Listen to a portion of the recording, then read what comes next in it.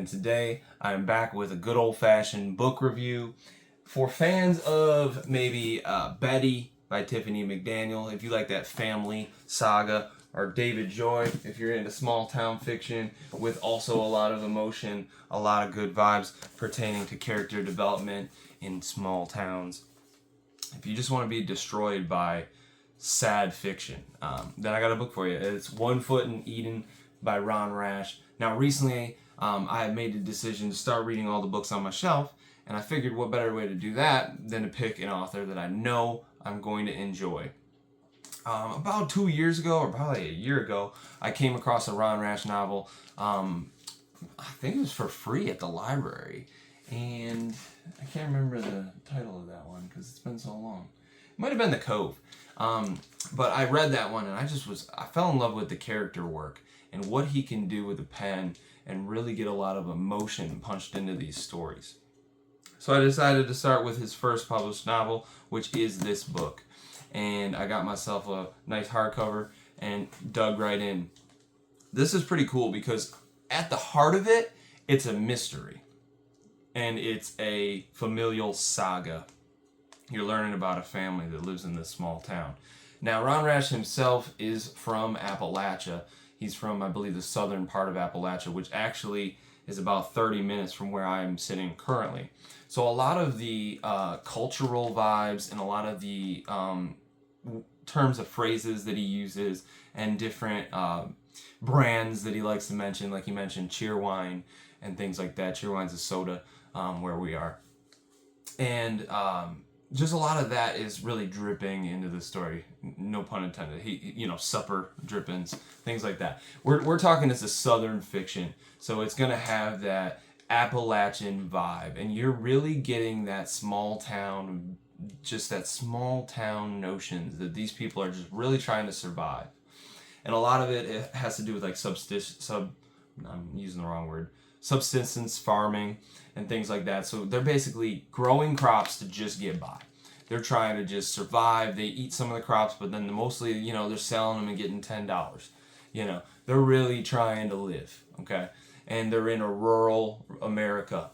And what's actually coming, one of the main plot points, it's not a spoiler, but one of the main things is there's actually an electric power company that's going to start buying up the land where these families have lived for generations, and they're gonna which happens down here. I mean, a lot of the where I live in my town that I'm in now, a lot of these like acres of land are just getting bought up, and they're building all these housing developments. And it's a big emotional thing for these families that have been here a long time.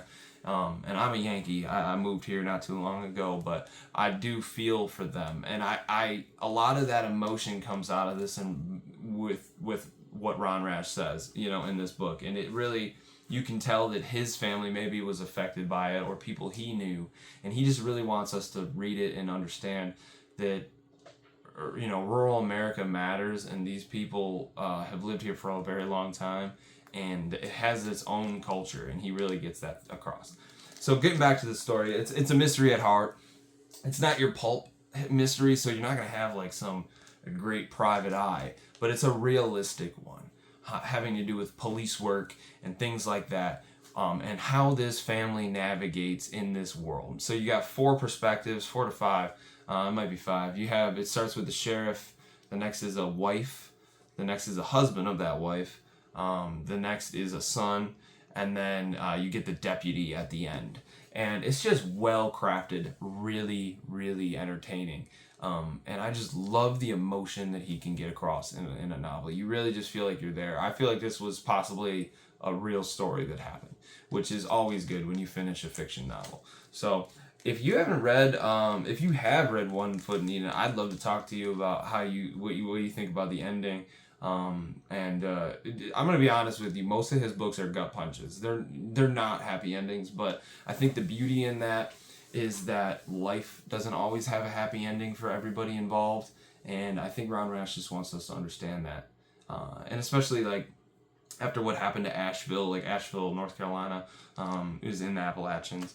It got hit by Helene last year, which, I mean, I lost a couple of breakers. I got a lot of storm here. I can only imagine with the flooding and stuff like that. It's just kind of that's if you want to learn more about that culture and the people that live in Appalachia and are in those small towns, this is perfect for that. So yeah, so that's One Foot in Eden. I don't want to give a lot about like what the mystery is, because that's kind of the whole story.